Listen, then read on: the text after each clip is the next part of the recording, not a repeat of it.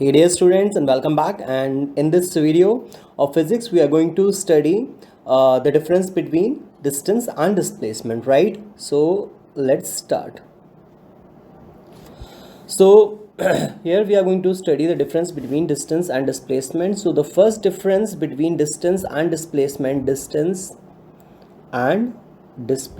right? So here we are going to study the difference between distance and displacement. The first is the definition of distance, that is, it is the actual path, it is the actual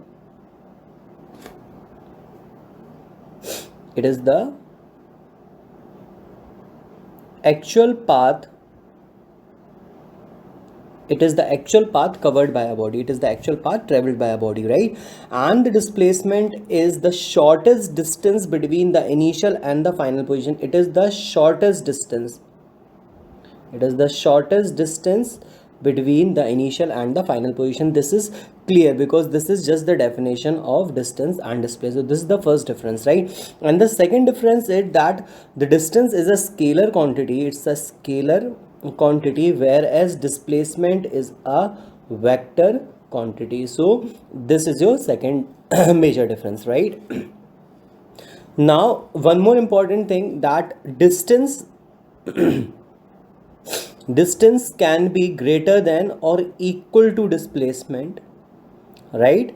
Whereas displacement can be less than equal to distance. So let me explain this point to you guys so that you understand it better, right? Suppose if there is a point A and another point, there is another point, say B, right? Whereas one point A and another point is B. If suppose a body travels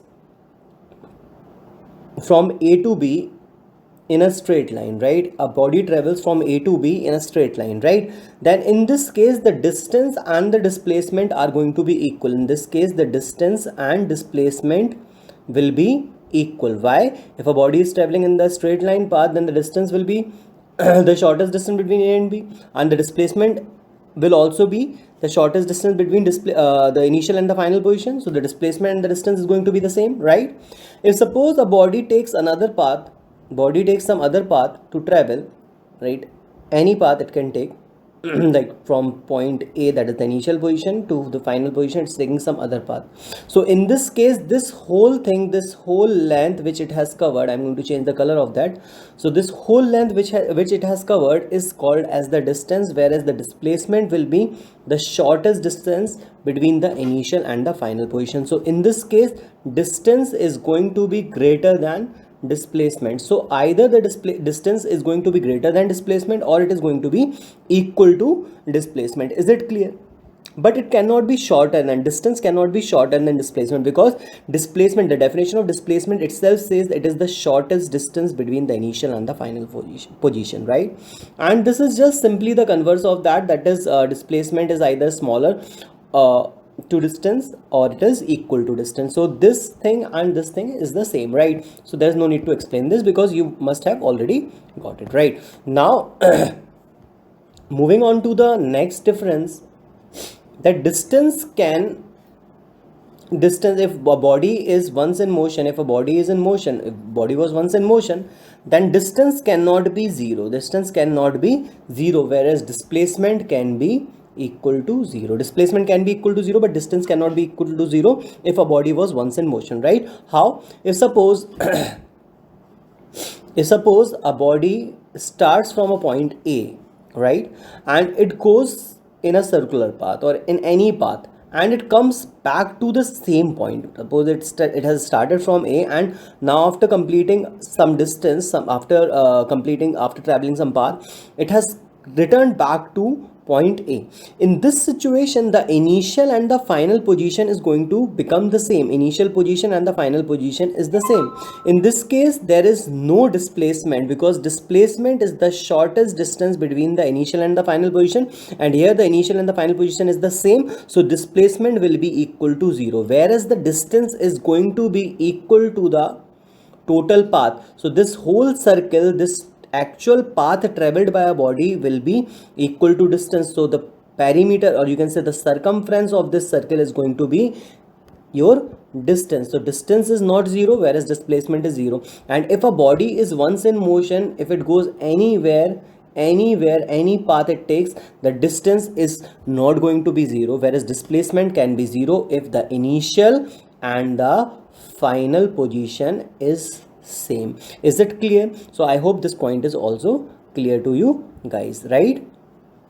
So distance can be 0 and distance can never be 0 if a body was once in motion, whereas displacement can be 0. Now let us move to the another difference, that is distance cannot be negative. Distance cannot be negative, whereas displacement can be negative also. It's what obvious, you must have already understood. It cannot be negative, whereas it can be negative. It cannot be negative, whereas it can be negative. It cannot be equal to 0, it can be equal to 0. What? Distance cannot be equal to 0, whereas displacement can be equal to 0. Distance cannot be equal to negative. Distance cannot be negative, I mean, and displacement can be negative also, right? How this displacement can be negative? It's very simple, because it's a vector quantity. It can be negative if a body is traveling in the opposite direction to the direction which you are considering, right?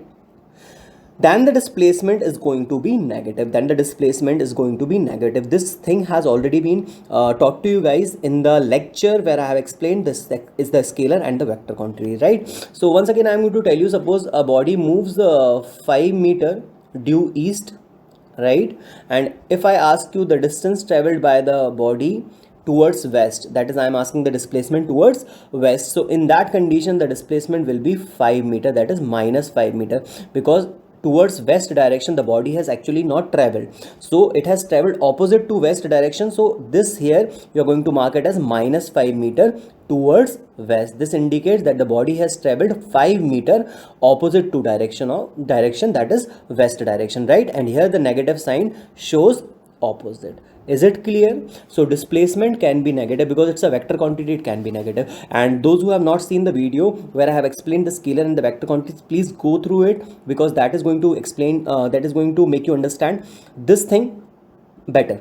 Okay, so these are the basic differences between distance and displacement. Let's recall it once. Distance is the actual path traveled by a body. Displacement is the shortest distance between the initial and the final position.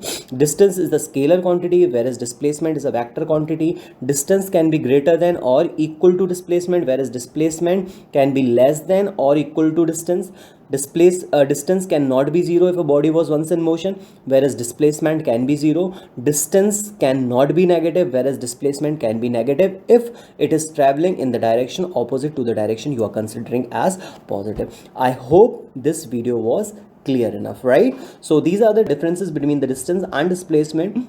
So stay tuned with me, and I'll be bringing more video lectures so that you understand the concept well. Till then, bye bye, stay home, stay safe.